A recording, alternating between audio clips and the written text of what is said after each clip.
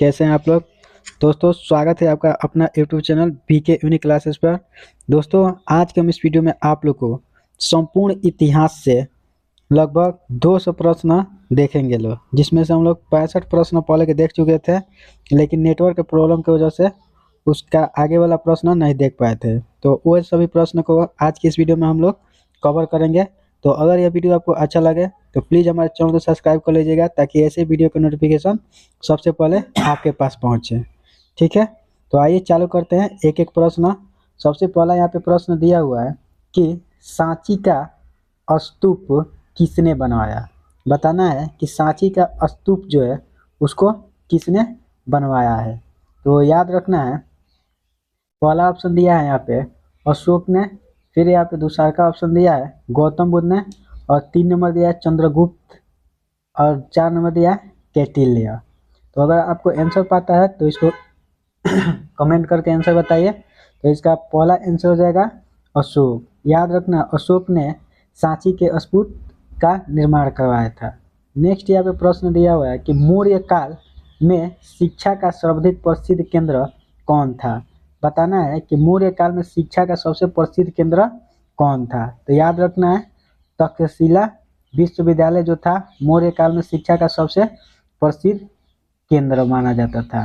Next यहाँ पे प्रश्न दिया हुआ है कि उत्तरी तथा उत्तरी पश्चिमी भारत में सर्वाधिक जनसंख्या में तांबे के सिक्का को जारी किया था। बताना है कि उत्तरी तथा उत्तरी पश्चिमी भारत में सर्वाधिक संख्या में तांबा के सिक्का किसने जारी किया था। तो इसका राइट आंसर हो जाएगा कुषाणों ने। ठीक है, नेक्स्ट प्रश्न है कि कुषाण शासक कनिष्ठ का राज्य अभिषेक किस सन में हुआ था। तो याद रखना है 78 एडी में हुआ था। नेक्स्ट प्रश्न यहाँ पे दिया हुआ है कि मौर्यों के बाद दक्षिण भारत में सबसे प्रभावशाली राज्य कौन था। बताना है कि मौर्य के बाद दक्षिण भारत में सबसे प्रभावशाली राज्य कौन था। तो याद रखना है चोल जो था मौर्यों के बाद दक्षिण भारत में सबसे प्रभावशाली राज्य था। नेक्स्ट प्रश्न यहाँ पे दिया हुआ है कि निम्न राजवंशों में सबसे पुराना राजवंश था। बताना है कि इसमें से कौन राजवंश था जो सबसे पुराना राजवंश था। तो याद रखना है सातवाहन जो था सबसे पुराना राजवंश था। उसके बाद प्रश्न यहाँ पे दिया हुआ है कि निम्नलिखित युग्मों में कौन सा सही है। बताना है कि नीचे जो युग्म दिया गया इसमें से कौन सा सही है। पहला दिया है हड़प्पा सभ्यता चित्रित धूसर मृदभांड, तो ये बात गलत है। याद रखना कुषाण जहाँ से गंधार कला की शैली मिला था, तो यही हमारा राइट आंसर हो जाएगा। उसके बाद नेक्स्ट यहाँ पे प्रश्न दिया है कि विक्रम संवत कब से आरंभ हुआ। बताना है कि विक्रम संवत जो था कब से आरंभ हुआ था। तो इसका राइट आंसर हो जाएगा 57 ईसा पूर्व से। उसके बाद नेक्स्ट प्रश्न यहाँ पे दिया हुआ है कि गुप्त काल में उत्तर भारतीय व्यापार निम्नलिखित में से किस एक पतन से संचालित होता है। तो याद रखना है ताम्रलिपि से यह संचालित होता है। नेक्स्ट प्रश्न दिया है कि निम्नलिखित में कौन से गुप्त काल में अपनी आयुर्विज्ञान विषय रचना के लिए माना जाता है। तो याद रखना है इसका राइट आंसर हो जाएगा ऑप्शन नंबर डी। नेक्स्ट प्रश्न दिया कि गुप्तकालीन रजत मुद्राओं का नाम दिया था। तो याद रखना है रूपक जो था गुप्तकालीन रजत मुद्राओं का नाम दिया था। नेक्स्ट यहाँ पे प्रश्न दिया हुआ है कि प्राचीन भारत में किस वंश का शासनकाल स्वर्ण युग कहा जाता है। बताना है कि प्राचीन भारत में किस वंश के शासक काल को स्वर्ण युग के नाम से जाना जाता है। तो याद रखना है गुप्त वंश के शासनकाल को स्वर्ण युग के नाम से जाना जाता है। उसके बाद यहाँ पे प्रश्न दिया हुआ है कि निम्न में से किस काल में स्त्रियों की पुरुषों से बराबरी थी। बताना है कि किस युग में स्त्रियां जो थी पुरुषों से बराबर थी। तो इसका राइट आंसर हो जाएगा ऑप्शन नंबर ए। गुप्त काल में स्त्रियां जो थी पुरुषों से बराबर थी, समान थी। नेक्स्ट प्रश्न यहाँ पे दिया हुआ है कि गुप्त युग में भूमि राजस्व की दर क्या थी। बताना है कि गुप्त युग में भूमि राजस्व जो था उसका दर क्या था। तो याद रखना है उपज का 6वां भाग था। नेक्स्ट प्रश्न यहाँ पे दिया हुआ है कि निम्नलिखित में से किसने राष्ट्रकूट साम्राज्य की नींव रखी थी। बताना है कि निम्नलिखित में कौन थे जो राष्ट्रकूट साम्राज्य की नींव रखे थे। तो इसका राइट आंसर हो जाएगा दंती दुर्ग। नेक्स्ट प्रश्न दिया है यहाँ पे कि हर्ष के साम्राज्य की राजधानी थी। बताना है कि हर्ष के साम्राज्य के जो राजधानी थी कहाँ थी। तो याद रखना हर्ष के साम्राज्य की राजधानी जो था कनौज था। ये बात आपको याद रखना है, एग्जाम में प्रश्न आ सकता है। नेक्स्ट प्रश्न यहाँ पे दिया हुआ है कि सम्राट हर्ष ने अपनी राजधानी थानेश्वर से कहाँ स्थानांतरित किए थे। बताना है कि सम्राट हर्ष जो थे अपने राजधानी को थानेश्वर से कहाँ स्थानांतरित कर दिए थे। तो याद रखना है कनौज स्थानांतरित किए हुए थे। उसके बाद यहाँ पे प्रश्न दिया है कि आज भी भारत में हैंसोंग को याद करने का मुख्य कारण क्या है। बताना है कि आज भी भारत के लोग जो है हैंसोंग को याद करते हैं, ठीक है। तो इसका मुख्य कारण क्या है। तो याद रखना है CU की यह रचना किए थे। उसके बाद प्रश्न यहाँ पे दिया है कि चीनी यात्री जिसने भीन माल की यात्रा की थी वह कौन है। बताना है कि वह कौन सा चीनी यात्री था जिसने भीन माल की यात्रा किया था। तो याद रखना है हैंसोंग जो था वैसा चीनी यात्री था जिसने भीन माल की यात्रा किया था। उसके बाद यहाँ पे प्रश्न दिया है कि चीनी यात्री इतिसंग ने बिहार का भ्रमण कब किया था। बताना है कि चीनी यात्री इतिसंग जो था बिहार का भ्रमण करने मतलब घूमने आया था, वह कब आया था। ठीक है, तो इसका आंसर आपको कमेंट करके बताना है। देखते हैं कि कौन कौन इसका आंसर सही बता रहा है। नेक्स्ट यहाँ पे प्रश्न दिया है कि खजुराहो मंदिर स्थापत्य के निर्माण में सहयोगी थे। बताना है कि खजुराहो मंदिर जो है उसका स्थापत्य के निर्माण में कौन सहयोगी थे। तो याद रखना चंदेल जो थे इसका सहयोगी थे। उसके बाद प्रश्न यहाँ पे दिया हुआ है कि किस दक्षिण भारतीय राज्य में उत्तम ग्राम प्रशासन था। बताना है कि किस दक्षिण भारतीय राज्य में उत्तम ग्राम प्रशासन था। तो याद रखना है चोल। नेक्स्ट प्रश्न यहाँ पे दिया है कि नटराज की प्रसिद्ध कांस्य मूर्ति किस कला का उदाहरण है। बताना है कि नटराज की जो प्रसिद्ध मूर्ति है कांस्य की मूर्ति वह किस काल का उदाहरण है। तो याद रखना है चोल काल का यह उदाहरण है। उसके बाद प्रश्न यहाँ पे दिया हुआ है कि पश्चिमी भारत में प्राचीनतम शैलकृत गुफा कहाँ है। बताना है कि पश्चिमी भारत में प्राचीन शैलकृति जो है उसका गुफा कहाँ है। तो याद रखना है नासिक, एलोरा और अजंता में यह उपस्थित है। नेक्स्ट यहाँ पे प्रश्न दिया हुआ है कि एलोरा में गुफा और शैलकृत मंदिर है। बताना है कि एलोरा में जो गुफा है और उसमें शैलकृत है वह मंदिर कैसा है। तो याद रखना है हिंदुओं, बौद्ध और जैन तीनों का वहाँ पे मंदिर है। उसके बाद यहाँ पे प्रश्न है कि एलोरा का विख्यात शिव मंदिर किस राजवंश के समीप में बना था। बताना है कि एलोरा का विश्वविख्यात शिव मंदिर जो है किसके राजवंश में बनवाया गया था। तो याद रखना है राष्ट्रकूट के राजवंश में इसको बनवाया गया था। नेक्स्ट प्रश्न यहाँ पे दिया हुआ है कि गोविंद महल में जो हिंदू वास्तुकार का अभिप्राय। बताना है कि गोविंद महल जो हिंदू वास्तुकला का अप्रतिम उदाहरण है वह कहाँ स्थित है। तो याद रखना है दतिया में गोविंद महल है जो हिंदू वास्तुकला के लिए प्रसिद्ध है। उसके बाद यहाँ पे प्रश्न दिया हुआ है 92 नंबर कि द्रविड़ शैली के मंदिरों में गोपुरम से तात्पर्य है। बताना है कि द्रविड़ शैली में मंदिर जो है उसमें गोपुरम का क्या अर्थ होता है। तो याद रखना है तोरण के ऊपर बने अलंकृत एवं बहुमंजिला भवन को गोपुरम कहा जाता है। उसके बाद नेक्स्ट प्रश्न यहाँ पे दिया हुआ है कि भुवनेश्वर तथा पुरी के मंदिर किस शैली में निर्मित है। बताना है कि भुवनेश्वर तथा पुरी के मंदिर जो है वह किस शैली में निर्मित है। तो याद रखना है नागर शैली में भुवनेश्वर तथा पुरी के मंदिर निर्मित किया गया है। उसके बाद यहाँ पे प्रश्न दिया हुआ है कि नागर द्रविड़ और बेसर है। बताना है कि नागर द्रविड़ और बेसर जो है क्या है।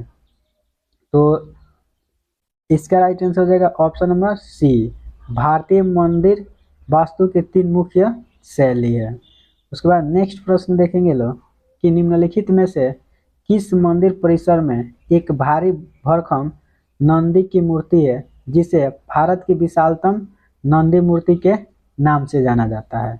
बताना है कि निम्नलिखित में किस मंदिर परिसर में एक भारी भरकम नंदी की मूर्ति है जिसे भारत का विशालतम नंदी मूर्ति माना जाता है। तो इसका राइट आंसर हो जाएगा ऑप्शन नंबर ए, बृहदेश्वर मंदिर जो है वहाँ पे नंदी का बहुत ही विशालतम मंदिर है, मूर्ति है। नेक्स्ट प्रश्न दिया गया है कि प्राचीन भारत का निम्नलिखित में से कौन सा महत्वपूर्ण व्यापार केंद्र उस समय व्यापार मार्ग पर था जो कल्याण को बेगू से जोड़ता है। तो इसका राइट आंसर हो जाएगा तगर। नेक्स्ट प्रश्न यहाँ पे दिया है कि चोलों के अधीन ग्राम प्रशासन के बहुत से ब्यौरे जिन शिलालेखों में है वह कहाँ है।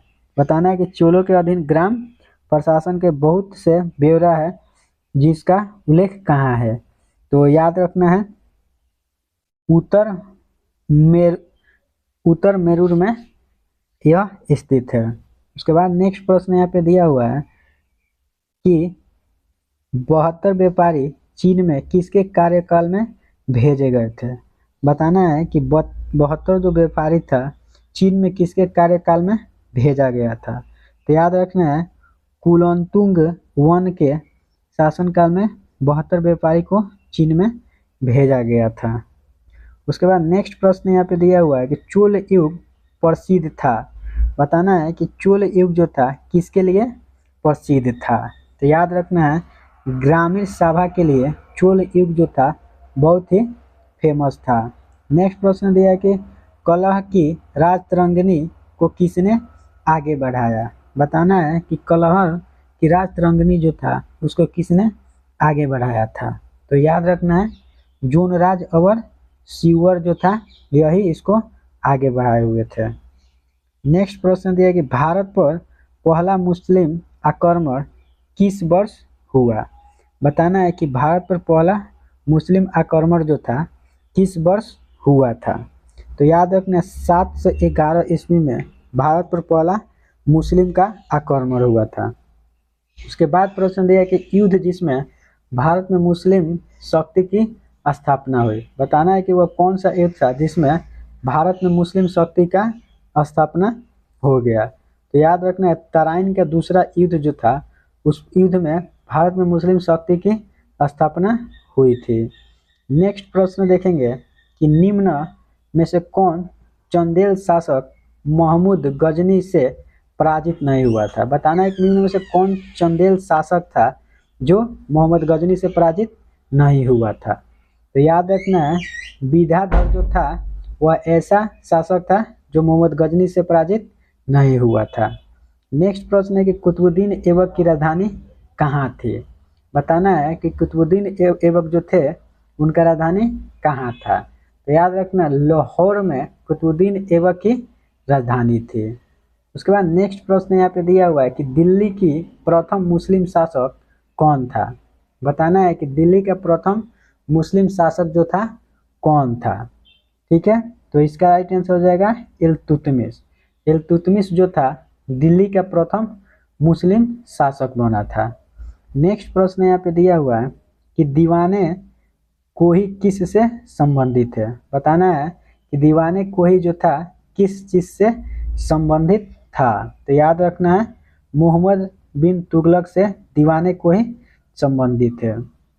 उसके बाद नेक्स्ट प्रश्न यहाँ पे दिया हुआ है कि वह स्रोत जिसमें पाटलिपुत्र के प्रशासन का वर्णन उपलब्ध है। बताना है कि वो कौन सा स्रोत है जिसमें पाटलिपुत्र के प्रशासन के बारे में बताया गया है। तो याद रखना है इंडिका जो है उसमें पाटलिपुत्र के प्रशासन के बारे में गणना किया गया है। नेक्स्ट प्रश्न दिया है कि मोहम्मद गोरी का सबसे पहले किसने पराजित किया। बताना है मोहम्मद गोरी जो था वह सबसे पहले कौन पराजित किया था। तो इसका राइट आंसर हो जाएगा भीम द्वितीय। याद रखना है भीम द्वितीय ने मोहम्मद गोरी को सबसे पहले पराजित किए थे। नेक्स्ट प्रश्न यहाँ पे देखेंगे लोग कि अलाई दरवाजा का निर्माण किस सुल्तान ने करवाया। बताना है कि अलवाई का दरवाजा जो था उसका निर्माण किस सुल्तान ने करवाया था। तो याद रखना अलाउद्दीन खिलजी ने अलाई दरवाजा का निर्माण करवाए थे। उसके बाद प्रश्न दिया हुआ है कि दिल्ली से दौलताबाद राजधानी हस्तांतरण करने का आदेश दिया था। बताना है कि कौन सा शासक था जो दिल्ली से दौलताबाद राजधानी हस्तांतरित करने का आदेश दिया था। तो याद रखना सुल्तान मोहम्मद बिन तुगलक जो था दिल्ली से दौलताबाद राजधानी जो था हस्तांतरित करने का आदेश जारी किया था। उसके बाद हम लोग प्रश्न यहाँ पे देखेंगे लोग कि भारत में प्रथम मकबरा जो शुद्ध इस्लामी शैली से निर्मित हुआ था वह कौन है। बताना है कि भारत में सबसे प्रथम मकबरा वह कौन है जो शुद्ध इस्लामी शैली से निर्मित किया गया था। तो याद रखना बलबन का मकबरा जो था एक ऐसा मकबरा था जो शुद्ध इस्लामी शैली से उसको निर्मित किया गया था। उसके बाद नेक्स्ट प्रश्न दिया है कि तुलसीदास किसके समकालीन थे। बताना है कि तुलसीदास जो थे किसके समकालीन थे। तो याद रखना अकबर और जहांगीर जो थे उनका समकालीन तुलसीदास रहे थे। नेक्स्ट प्रश्न यहाँ पे दिया हुआ कि सर्व कर लगाया जाता था। बताना है कि सर्व कर जो था किस पर लगाया जाता था। तो याद रखना है सर्व कर जो था सिंचाई पर लगाया जाने वाला एक प्रकार के कर था। उसके बाद नेक्स्ट प्रश्न दिया है कि टोपरा तथा मेरठ से 2 अशोक स्तंभ लेकर दिल्ली कौन लाया था। बताना है कि टोपरा और मेरठ से 2 अशोक स्तंभ जो था उसको दिल्ली कौन लाया था। तो याद रखना है फिरोज शाह तुगलक जो था मेरठ और टोपरा से अशोक के 2 अभिलेख को दिल्ली में लेकर आया था। नेक्स्ट प्रश्न यहाँ पे दिया हुआ है कि राजा को अपनी प्रजा से मुक्ति मिली और प्रजा को राजा से किसके निर्धन पर बदायूंनी ने इस प्रकार टिप्पणी की। बताना है कि किसका मृत्यु हुआ जब बदायूंदीन ने बोला कि राजा को अपनी प्रजा से मुक्ति मिली और प्रजा को अपने राजा से मुक्ति मिली। तो याद रखना है अलाउद्दीन खिलजी का जब मृत्यु हुआ तो यह बात राजा को अपनी प्रजा से मुक्ति मिली और प्रजा को अपनी राजा से मुक्ति मिली बदायूंनी ने बोला था। नेक्स्ट प्रश्न यहाँ पे दिया हुआ है कि मूर देश का यात्री इब्न बतूता किसके शासनकाल में भारत आया था। बताना है कि इब्न बतूता जो था वह मूर देश का यात्री था और यह मोहम्मद बिन तुगलक के समय में भारत में आया था। यह प्रश्न पूछ सकता है कि इब्न बतूता किस देश से आया था। तो मूर देश से और किसके शासनकाल में आया था। तो याद रखना मोहम्मद बिन तुगलक के शासनकाल में यह आया हुआ था। नेक्स्ट प्रश्न दिया हुआ है कि शर्की सुल्तानों के शासनकाल में निम्न स्थानों में से किसे पूर्व का सिराज कहा जाता था। बताना है कि शर्की सुल्तानों में वह कौन सा सुल्तान था जिसको पूर्व सिराज के नाम से जाना जाता था। तो याद रखना है जैनपुर जो था उसको पूर्व का सिराज कहा जाता था। नेक्स्ट प्रश्न दिया है कि विजयनगर राज्य की स्थापना किसने किया था। बताना है कि विजयनगर राज्य जो था उसका स्थापना कौन किया था। तो याद रखना हरिहर और बुका जो था विजयनगर राज्य की स्थापना किए हुए थे। उसके बाद प्रश्न यहाँ पे दिया हुआ है कि पुराणों का अध्ययन करने वाला प्रथम मुसलमान कौन था। बताना है कि पुराण जो है उसका अध्ययन करने वाला सबसे पहला मुसलमान कौन था। तो याद रखना अलबरूनी जो था वो ऐसा मुसलमान था जो पुराण का अध्ययन सबसे पहले किया था। नेक्स्ट प्रश्न दिया है कि पानीपत की पहली लड़ाई में बाबर ने किसको हराया था। कहने का मतलब यह है कि पानीपत का जो प्रथम युद्ध हुआ था उसमें बाबर जो थे किसको पराजित किए थे। तो याद रखना है, पानीपत का जो प्रथम युद्ध था इब्राहिम लोदी और बाबर के बीच में हुआ था, जिसमें बाबर ने इब्राहिम लोदी को हरा दिए थे। नेक्स्ट प्रश्न यहाँ पे दिया है कि चांदी का सिक्का किसने शुरू किया। बताना है कि चांदी का जो सिक्का है सबसे पहले किसने शुरू किया था। तो याद रखना है, चांदी का सिक्का जो है सबसे पहले शेरशाह सूरी ने शुरू किए थे। उसके बाद प्रश्न यहाँ पे दिया हुआ है कि दिल्ली की राजगद्दी पर अफगान शासकों के शासन का निम्नलिखित में से कौन सा क्रम सही है। तो सबसे पहले बता रहे हैं कि बहलोल खान लोदी और सिकंदर शाह और इब्राहिम लोदी बने थे। तो इसका राइट आंसर हो जाएगा ऑप्शन नंबर 3। नेक्स्ट प्रश्न दिया है कि शेरशाह सूरी की मृत्यु हुई थी। बताना है कि शेरशाह सूरी जो थे उनका मृत्यु कहाँ हुई थी। तो याद रखना, शेरशाह सूरी जो थे उनका मृत्यु कालिंजर में हुआ था। नेक्स्ट प्रश्न है कि बाबर ने अपने बाबरनामा में किस हिंदू राज्य का अभिलेख किया है।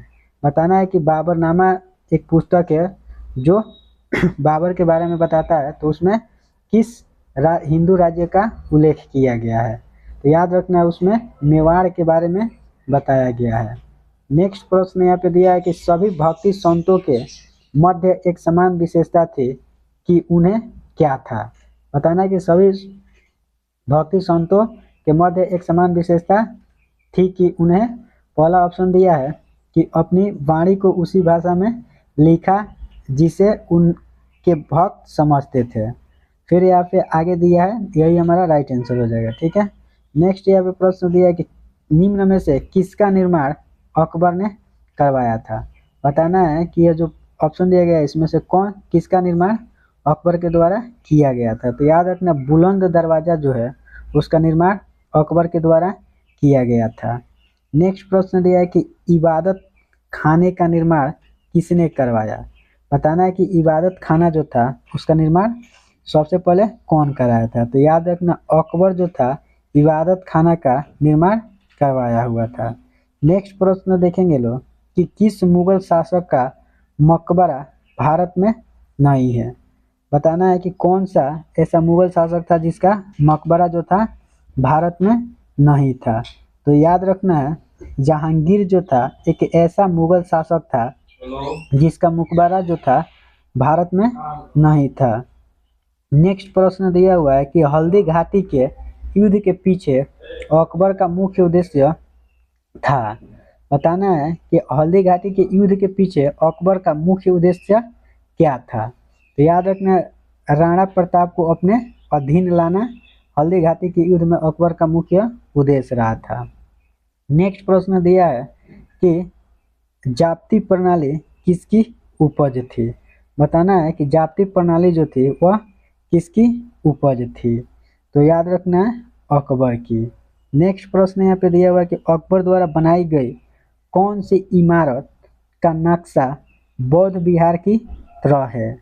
तो याद रखना है, पंचमहल जो है अकबर द्वारा बनाई गई एक ऐसा इमारत है जो बौद्ध विहार की तरह उसको बनाया गया है। नेक्स्ट प्रश्न यहाँ पे दिया है कि लाल किला के निर्माण के श्रेय का अधिकारी कौन है। बताना है कि लाल किला का जो निर्माण किया गया था उसका श्रेय किस अधिकारी को दिया जाता है। तो याद रखना, शाहजहां जो है लाल किला के निर्माण के अधिकारी थे। उसके बाद प्रश्न दिया हुआ है कि किस मुगल बादशाह को जिंदा पीर कहा जाता था। तो याद रखना, औरंगजेब को एक ऐसा मुगल बादशाह थे जिनको जिंदा पीर कहा जाता था। नेक्स्ट प्रश्न देखेंगे लोग कि औरंगजेब ने बीजापुर की विजय कब की थी। बताना है कि औरंगजेब ने बीजापुर की विजय कब प्राप्त की थी। तो याद रखना, 1686 ईस्वी में औरंगजेब ने बीजापुर की विजय प्राप्त किए थे। नेक्स्ट प्रश्न उसके बाद दिया हुआ है कि मुगल शासक में तांबा का सिक्का कहलाता था। बताना है कि मुगल शासक जो था उसमें तांबा का सिक्का जो था उसको हम लोग क्या कहते थे लोग। तो याद रखना है, दाम के नाम से तांबा के सिक्का को जाना जाता था। उसके बाद यहाँ पे प्रश्न दिया कि मुगल की अदालत में भाषा थी। बताना है कि मुगलों की अदालत में कौन सी भाषा हुआ करती थी। तो याद रखना है, मुगलों जो था अपना अदालत फारसी भाषा में करते थे। नेक्स्ट प्रश्न देखेंगे लोग कि आदि ग्रंथ को संग्रहित किया था। बताना है कि आदि ग्रंथ जो था उसको कौन संग्रहित किया हुआ था। तो याद रखना है, गुरु अर्जुन जो थे आदि ग्रंथ को संग्रहित किए हुए थे। दोस्तों, अगर ये वीडियो आप लोग को अच्छा लग रहा है तो हमारे बीके यूनिक क्लासेस को सब्सक्राइब कर लीजिए, ताकि ऐसे ही वीडियो का नोटिफिकेशन सबसे पहले आपके पास पहुंचे। एक एक सब्जेक्ट को लेके हम लोग क्या करेंगे, सभी का मैराथन क्लास देखेंगे। तो देखिए यहाँ पे प्रश्न दिया 148 कि मुगल प्रशासन के दौरान जिले को किस नाम से जाना जाता था। बताना है कि मुगल प्रशासन का जब समय चल रहा था तो उस समय जिला को किस नाम से जाना जाता था। तो याद रखना है, मुगल प्रशासन के दौरान जिला को हम लोग सरकार के नाम से जानते थे। नेक्स्ट प्रश्न यहाँ पे दिया हुआ है कि मुगल चित्रकला के संबंध में कौन सा कथन सत्य है। बताना है कि मुगल चित्रकला के संबंध में कौन सा कथन सत्य है।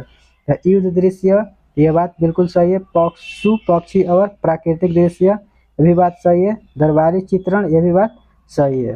तो हमारा राइट आंसर हो जाएगा ऑप्शन नंबर डी। नेक्स्ट प्रश्न देखेंगे लोग कि नस्तालिक है। बताना है कि नस्तालिक जो है वह क्या है। तो याद रखना है, यह एक तरह के फारसी लिपि जो मध्यकालीन भारत में प्रयुक्त होती थी, उसी को हम लोग नस्तालिक बोलते हैं। नेक्स्ट प्रश्न देखेंगे लोग कि महाभारत के फारसी में अनुवाद का शीर्षक है। बताना है कि महाभारत जो है उसका अनुवाद फारसी में कौन किए थे। तो याद रखना है कि रजनामा जो था उसी को बोला जाता है। नेक्स्ट प्रश्न दिया है कि 21 जनवरी को जन्म दिवस मनाया जाता है। बताना है कि 21 जनवरी को किसका जन्मदिन मनाया जाता है। तो याद रखना, हर एक साल गुरु गोविंद सिंह का जन्म दिवस 21 जनवरी को मनाया जाता है। नेक्स्ट प्रश्न दिया है कि मोड़ी लिपि का प्रयोग किसके अभिलेखों में किया जाता है। बताना है कि मोड़ी लिपि जो है उसका उपयोग किस विलेखों में किया जाता है। तो याद रखना है, मराठा के अभिलेखों में। उसके बाद नेक्स्ट प्रश्न हम लोग यहाँ पे देखेंगे कि निम्नलिखित में से कौन सा कथन बलबन के संबंधों में सही नहीं है। तो उसने लिवायत एक खुदाई के सिद्धांत का प्रतिपादन किया था, यह बात बिल्कुल सही है। फिर दूसरा का दिया है कि उसने इत्तेसाहारी व्यवस्था प्रारंभ किया, यह बात गलती है। तो यही हमारा राइट आंसर हो जाएगा। नेक्स्ट प्रश्न यहाँ पे दिया हुआ है कि बंगाल तथा बिहार में अस्थाई बंदोबस्त आरंभ किया था। बताना है कि बंगाल और बिहार में अस्थाई बंदोबस्त जो था किसने लागू किया था। तो याद रखना है, कार्नवालिस जो था बिहार और बंगाल में अस्थाई बंदोबस्त आरंभ किया था। नेक्स्ट प्रश्न दिया कि रानी लक्ष्मीबाई को अंतिम युद्ध में सामना करना पड़ा।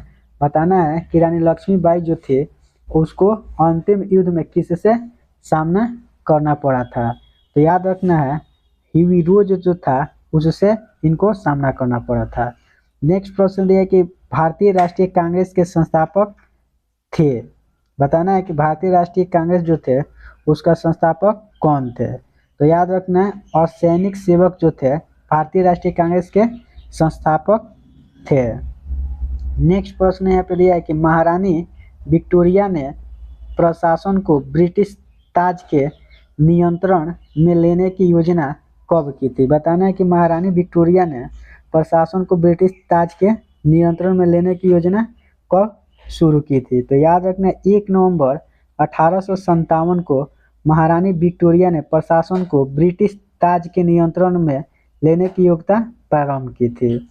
नेक्स्ट प्रश्न दिया कि कुंवर सिंह 1857 के विद्रोह के एक प्रमुख नायक थे, वह निम्नलिखित में से किससे संबंधित थे। तो याद रखना है, यह 159 नंबर का प्रश्न हो जाएगा यहाँ पे बिहार से। नेक्स्ट प्रश्न यहाँ पे दिया हुआ है कि गांधी जी ने बिहार नियोजन हेतु क्या तरीका बताया। बताना है कि गांधी जी जो थे बिहार गांधी जी ने परिवार नियोजन हेतु क्या बताए थे? तो याद रखना है, आत्मनियंत्रण जो था गांधी जी ने परिवार नियोजन के बारे में बताए हुए थे। तो दोस्तों आज के इस वीडियो में हम यहीं तक रहने दे रहे हैं। तो अगर ये वीडियो आपको अच्छा लगा है तो हमारे चैनल को सब्सक्राइब कर लीजिए, ताकि ऐसे वीडियो का नोटिफिकेशन सबसे पहले आपके पास पहुंचे।